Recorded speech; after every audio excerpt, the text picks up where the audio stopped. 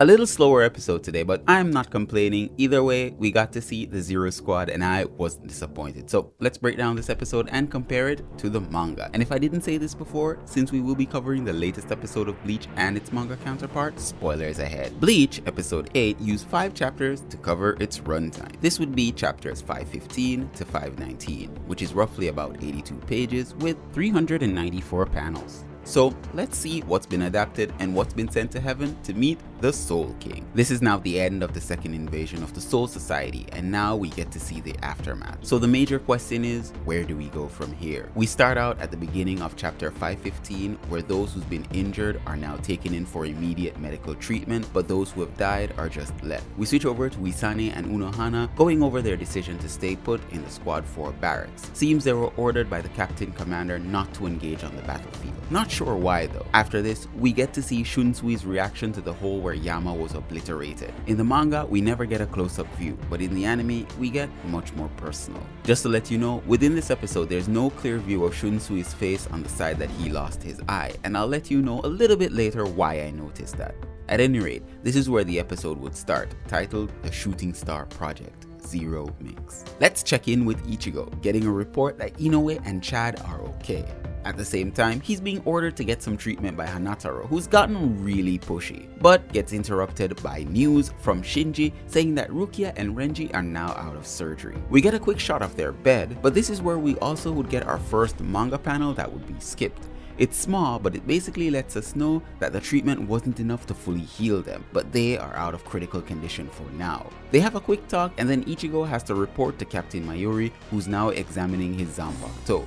Before he could arrive though, we switch over to the captains finally going over the fact that Old Man Yama was obliterated, only leaving his shattered Zanpakuto. We get a quick report about Byakuya and Kenpachi surviving their battle, which is amazing to hear, but then Soifon explodes, only to get barked at by Kumamura, and then Big Brother Shunsui calms the crowd. We must continue on. Let's be the court guards that protect the Soul Society.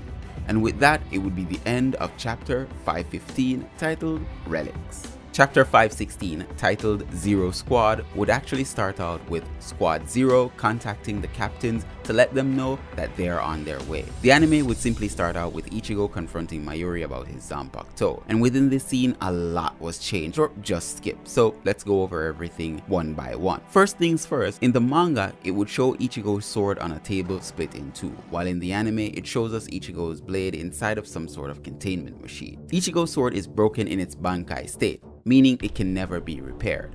When Ichigo says what, this is where some deviations in the manga would occur. You see, Mayuri actually continued his explanation of why his sword can't be healed by listing an exemption to the rule, like Kumamura, who shares a link with his Zanpakuto, in that both his sword and his body are one, but that he's the only exception he's seen to the broken Bankai rule so far. And then Ichigo would interject by saying Renji's sword also healed after he fought Byakuya, which Mayuri would correct by saying it's still broken, it's only that Renji can still fight without those lost segments of his Bankai. The anime and manga would catch up with Kon showing up, but in the manga, we got to see some panels of a gag that was removed. Kon is now buff and he flexes his muscles at Ichigo, only to get deflated and then chased around. This is where Mayuri would get word that Zero Squad is here and Ichigo should accompany him. In the manga, we skipped out on this panel of the Zero Squad and move right along. The anime and manga would follow the same path, showing Ichigo and the others waiting and then meeting the Zero Squad. Except for, in the manga, we got to see Shunsui's face and the extent of the damage. Seems it wasn't just his eye that was taken, but he has a nice scar to go along with it.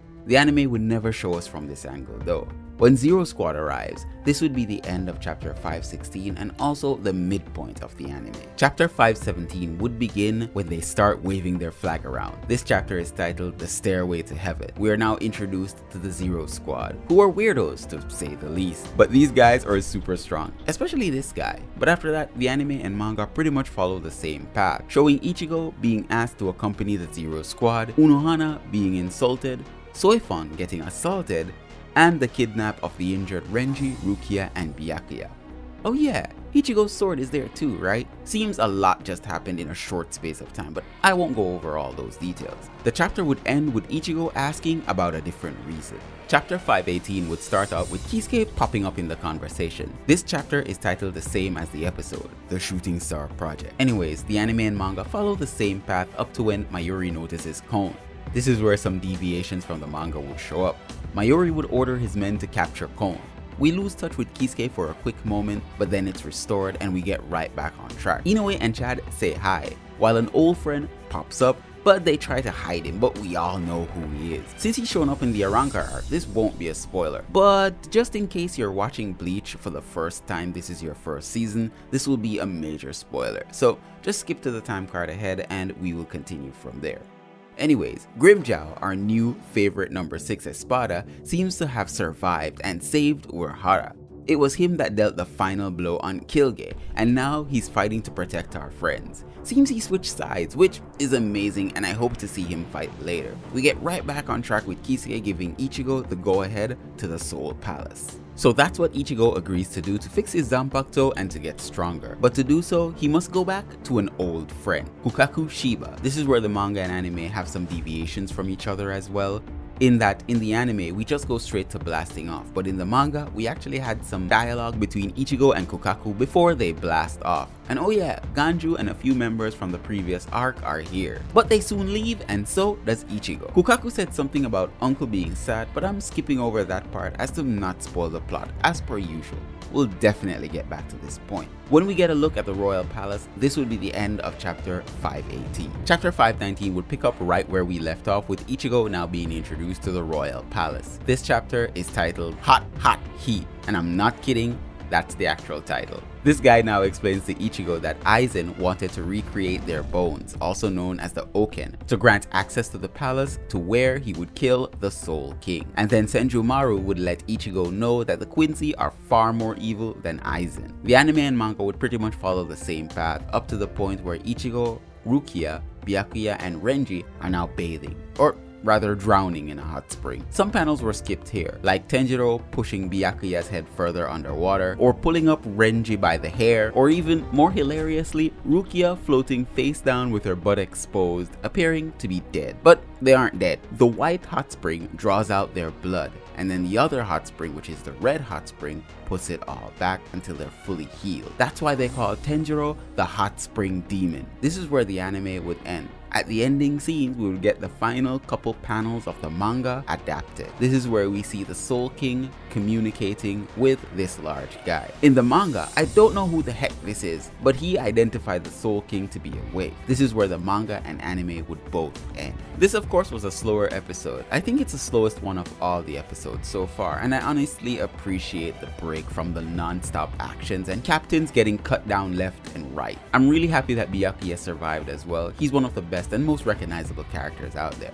But anyways, let's get down to the numbers and see what was adapted. Bleach episode 8 covered 5 manga chapters, with each having an average of 16 pages, adding up to 82 pages in all, each having an average of 78 panels, all adding up to 394 panels, with 74 of those panels being unique or not adapted, which means only 320 panels were adapted, which gives us a split of roughly about 81.22% versus 18.78%. We got a lot of cut content from the manga, mainly gags, but that's almost 20% of the entire volume, which isn't bad. Not an action-packed episode, but I still really appreciate the slow pace and the introduction to the fabled Zero Squad. For Bleach fans, we've been hearing about them from way back in the day, from Shinji's time, but to finally meet them, I can't even express how happy I am. Anyways, I have a free Zanpakuto for anyone who comments below telling me your favorite captain and why.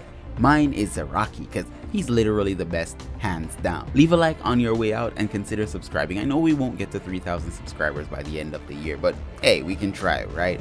I've been your host, Kyle. Have a great day or night, wherever you are. Peace out, stay safe out there, V Nation.